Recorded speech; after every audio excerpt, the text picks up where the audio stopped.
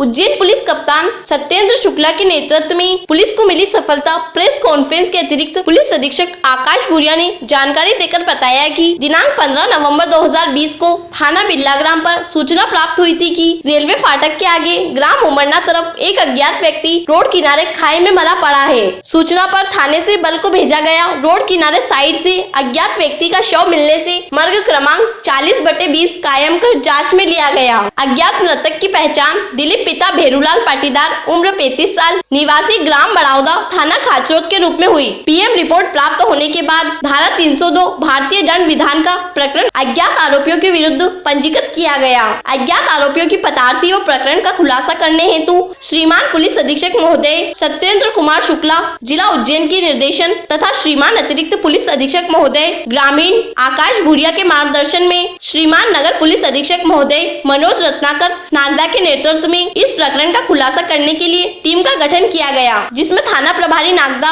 श्यामचंद्र शर्मा एवं थाना प्रभारी बिल्लाग्राम हेमंत सिंह जादौन को मई टीम के पदार्सी हेतु लगाया गया। अज्ञात आरोपी की तलाशी के दौरान मुखबिर से यह जानकारी प्राप्त हुई कि दिवाली के दिन दिलीप के ढाबे पर ग्राम कमठाना के रशीद लाला को दिलीप से शाम के समय बातचीत करते देखा गया था। रशीद लाला का ग्राम बड़ौदा के प्रेम नारायण पाटीदार से भी अच्छे संबंध है। दिलीप पाटीदार व प्रेम नारायण के बीच पहले से ही जमीन विवाद चल रहा है। कुछ दिनों से रशीद लाला को प्रेम नारायण पाटीदार दिलीप पाटीदार दोनों के साथ अलग अलग देखा गया। रशीद लाला से दिलीप पाटीदार की हत्या के बारे में पूरी जानकारी मिल सकती है। सूचना पर रशीद लाला की तलाश की, जो कमठाने कुएं पर मिला, जो पुलिस को देखकर भागने का प्रयास करने लगा, जिससे पूछताछ करने पर बताया गया कि प्रेम नारायण पाटीदार व उसके भतीजे बाल अपचारी ने उससे बोला कि दिलीप पाटीदार से जमीन को लेकर विवाद चल रहा है और यह हमको मरवा सकता है, इसीलिए दिलीप को निपटाना है। प्रेम नारायण पाटीदार के खेत पर बैठकर तीनों की बातचीत हुई। प्रेम नारायण व बाल अपचारी ने दिलीप पाटीदार की हत्या करने के लिए 5 लाख देने की बात हुई,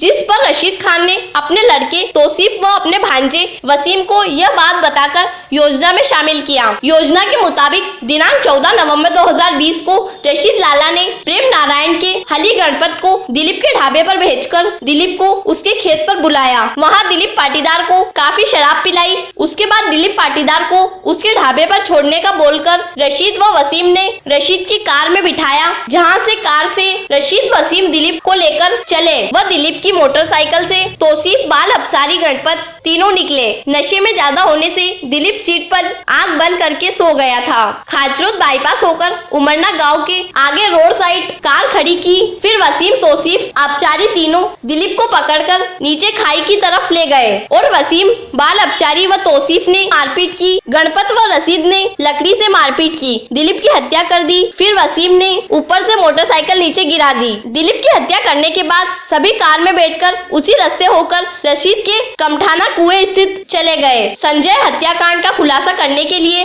सीएसपी नागदा मनोहर रत्नाकर, थाना प्रभारी नागदा श्यामचंद्र शर्मा, थाना प्रभारी बिल्लाग्राम हेमंत सिंह जागो, सहायक उप निरीक्षक हेमंत कटारे, उप सहायक निरीक्षक वीरेंद्र प्रताप सिंह चौहान, प्रधान आरक्षक दयाशंकर, आरक्षक दिलीप पाल, आरक्षक सुरेश बागी, आरक्षक मनीष व्यास, आरक्षक कालूराम, आरक्षक जितेंद्र सिंह, आरक्षक विजय धापा, आरक्षक प्रकाश यादव, आरक्षक अजय सिंह, आरक्षक रोहित, आरक्षक पुष्पराज, आरक्षक पुष्पेंद्र सिंह, आरक्षक यशपाल सिंह सिसोदिया, धर्मेंद्र प्रताप सिंह, आरक्षक सुनील का सराहनीय योगदान रहा। मिला वहाँ पर जाकर के टीम के द्वारा बारीकी से रशीद से दिलीप के बारे में पूछताछ की गई, तो रशीद के द्वारा ये बताया गया कि उसी के गांव कमठाना का प्रेम नारायण पाटीदार और उसी का भतीजा बाल अपचारी, उसने रशीद से ये कहा था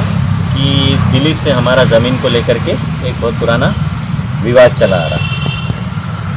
प्रेम नारायण द्वारा और बाल अपचारी द्वारा रशीद को ये बात कही गई कि दिलीप को रास्ते से हटाना, जिसके एवज़ में प्रेम नारायण द्वारा रशीद को 5 लाख रुपए दिए जाए, जिस पर से रशीद ने अपने लड़के तौसीफ और अपने भांजे वसीम को ये बात बता करके अपनी प्लानिंग में शामिल किया और प्लानिंग के तहत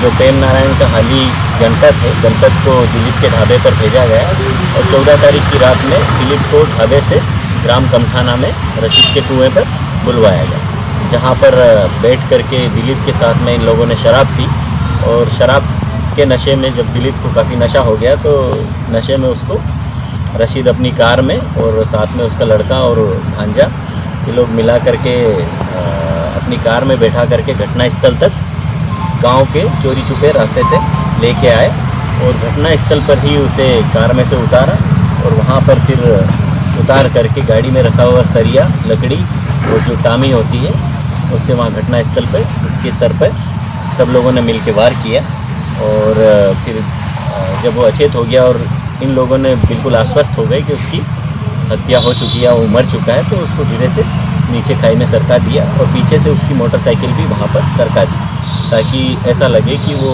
एक्सीडेंट हो सकता है। तो इस तरह से इस घटना का पूरा खुलासा किया गया और घटना में संयुक्त सारे आला जरर और घटना में शामिल आरोपी किस तरह से काम किया?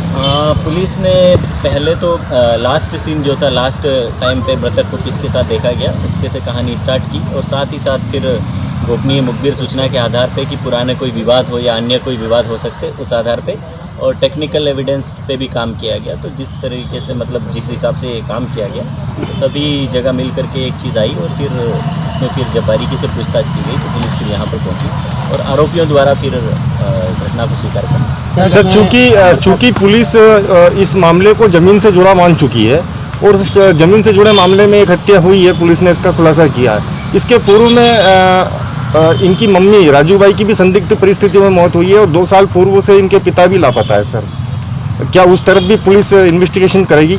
इस बारे में बारीकी से जांच की है और चूंकि वो खाचरोद का मामला है वहाँ भी एसडीओपी खाचरोद मेरे साथ नहीं है, हम लोगों ने बारीकी से बात की है। तो जो मृतिका है उसके लड़के के द्वारा ये बताया गया कि जब उसकी मम्मी कुएं में गिरी थी तो वो वहाँ मौजूद था, तो उस समय उसकी मम्मी की हत्या की गुंजाइश तो लगभग ख़त्म होती है। और दूसरी बात है कि वो जो मृतक का जीजा जो था तो वो उस संबंध में भी हमारे द्वारा बारीकी से पूछताछ की गई है। तो उनका मानसिक संतुलन वर्तमान में भी खराब होना बताया गया है और वो तभी से घर से बाहर जाना बताया गया है। तो वर्तमान में अभी इस संबंध में और कोई आगे नहीं कहा जा सकता है कि उनकी हत्या। सर इसमें हो सकता है कि मृतक के जो बहन कुएं में गिरी थी उसमें जो बाल अपरचरी है उसको बहला फुसला के उसके द्वारा धक्का दिलवाएगा वो माँ को?